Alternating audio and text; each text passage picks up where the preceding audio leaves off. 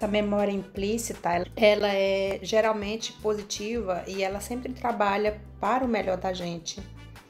Se, por exemplo, a gente se sente sempre amado, a gente vai sempre esperar que venha o amor para perto da gente, das pessoas mais próximas da gente.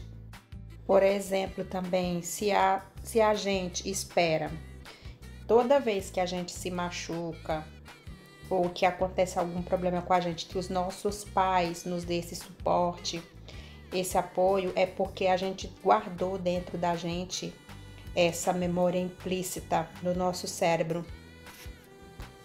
Mas essa memória implícita, ela pode ser também negativa.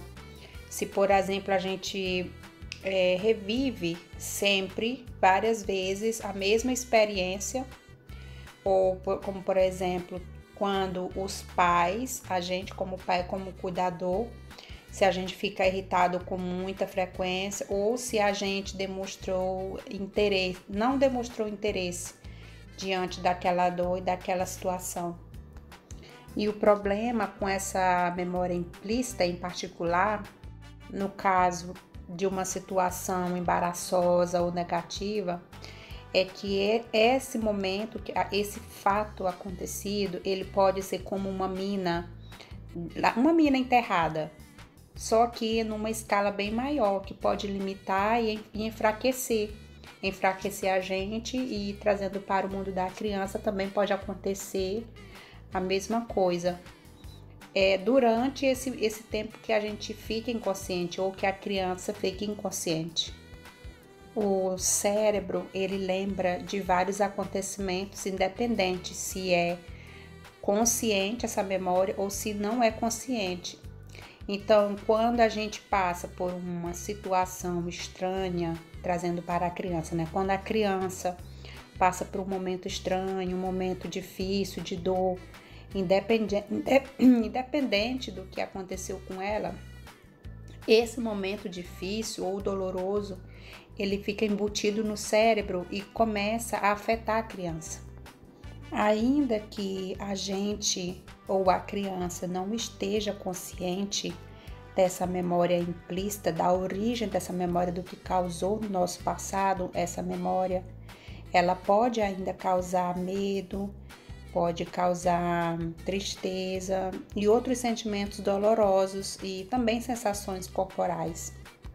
E é por isso, gente, que a nossa criança, também nós adultos, nós com frequência reagimos em algumas situações de uma forma muito forte, porque sem estar consciente, a gente fica chateado ou zangado ou com medo.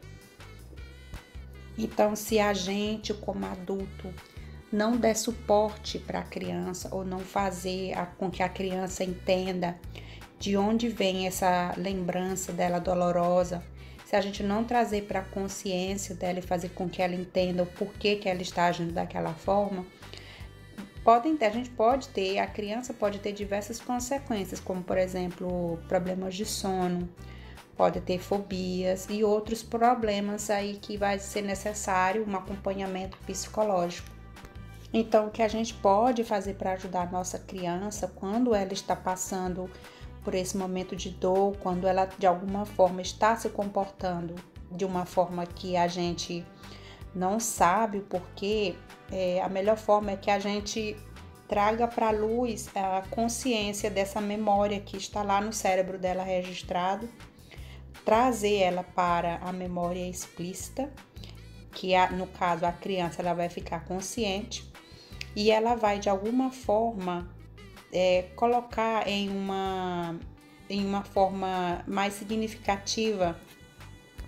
Então nós, como adultos, como responsáveis pela nossa criança, o que a gente não pode fazer é fazer com que a criança esqueça daquela experiência por medo da criança sentir dor, daquela situação que ela vivenciou. Mas o que a criança precisa realmente é que a gente traga de uma maneira saudável e integre essas duas memórias, a memória implícita e a explícita. E isso pode virar também uma experiência dolorosa no caso que vem das origens, né?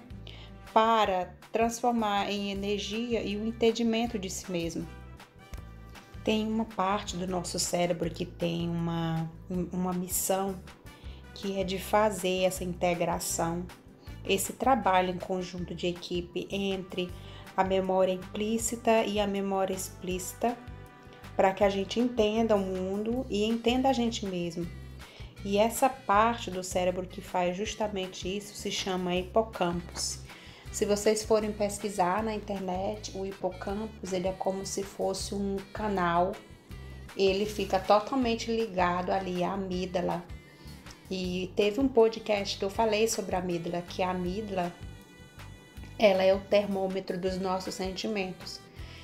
Através da amígdala é que a gente tem aquelas explosões de sentimentos, mas é através dela também que a gente pode tomar as rédeas da situação e controlar a amígdala. Então o hipocampus, ele é como se fosse um tubinho que fica totalmente ligado ali à amígdala. E ele é responsável para tomar de conta ali daquelas fotos, aquelas memórias registradas que a gente tem dos sentimentos e das sensações da memória implícita. Eu gostaria de fazer uma correção sobre a palavra hipocampo. Durante o podcast eu falei algumas vezes hipocampus, mas é porque no livro, como ele está em sueco, a palavra hipocampus, mas eu já tinha observado isso quando eu fiz a pesquisa sobre o hipocampo, e eu tinha visto a palavra hipocampo, mas como eu estava focada no livro, então eu acabei falando algumas vezes hipocampos, mas eu já quero adiantar que a palavra correta é hipocampo, tá bom, gente? Um abraço e a gente se vê no próximo podcast. Até mais! Se você gostou desse assunto, deixe o seu like, comente com seu feedback. Se inscreva também no meu canal se você ainda não é inscrito e ative as notificações para não perder nenhum conteúdo.